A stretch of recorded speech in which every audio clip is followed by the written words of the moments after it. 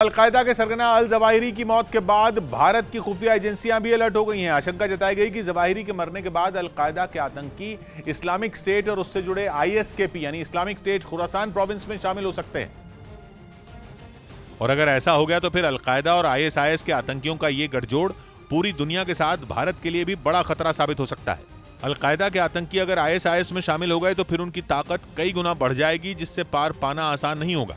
कहा जा रहा है अल जवाहिरी के मारे जाने के बाद आतंकी संगठन अलकायदा के पास कोई ऐसा बड़ा चेहरा नहीं बचा है जो पूरे तरीके से संगठन को संभाल सके। माना जाता है कि दुनिया भर में किए गए बड़े हमलों के पीछे नाम तो ओसामा बिन लादेन का होता था, लेकिन दिमाग अल जवाहिरी का। यही वजह है कि लादेन के मारे जाने के बाद भी अलकायदा की ताकत में कोई कमी नहीं आई और अल जवाहिरी बड़े आराम से छिपकर अपने संगठन को चलाता रहा। लेकिन कुछ महीने पहले अमेरिका ने उसे अफगानिस्तान के काबुल में ढूंढ निकाला और फिर उसके खात्मे की पूरी तैयारी कर ली।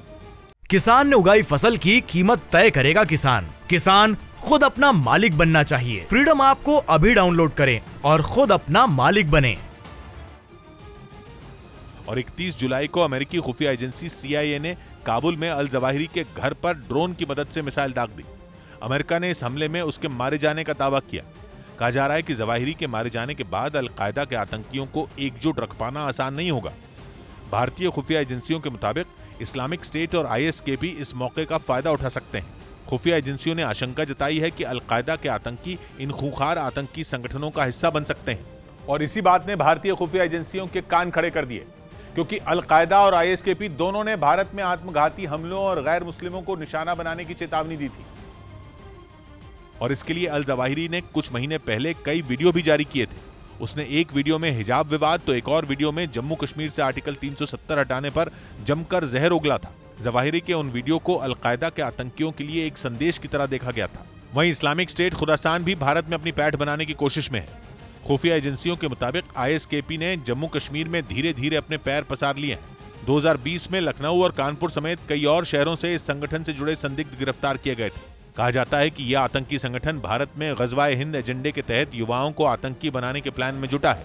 और ऐसे में अगर इसे अलकायदा के आतंकियों का साथ मिल गया तो फिर खतरा और बड़ा हो जाएगा, क्योंकि अलकायदा एक बेहद ताकतवर आतंकी संगठन है जिसके आतंकी दुनिया के 60 से ज्यादा देशों में फैले हुए हैं।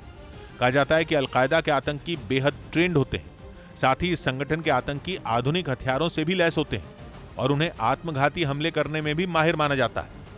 बताया जाता है कि अलकायदा के पास दुनिया भर में फैले 20,000 से ज्यादा लड़ाके हैं। साथ ही इस आतंकी संगठन के पास 1200 करोड़ से ज्यादा का फंड है और वो इस पैसे का इस्तेमाल आतंक फैलाने और आतंकियों को ट्रेनिंग देने के लिए करता है। जाहिर है भारतीय खुफिया एजेंसियों ने जो आशंका जताई है वो डरा देने वाली है। अगर अलकायदा के आतंकी इस्लामिक स्टेट खुरासान प्रोविंस में शामिल हो गए तो आने वाले दिनों में ये भारत के लिए एक बड़ा सिरदर्द साबित हो सकते हैं।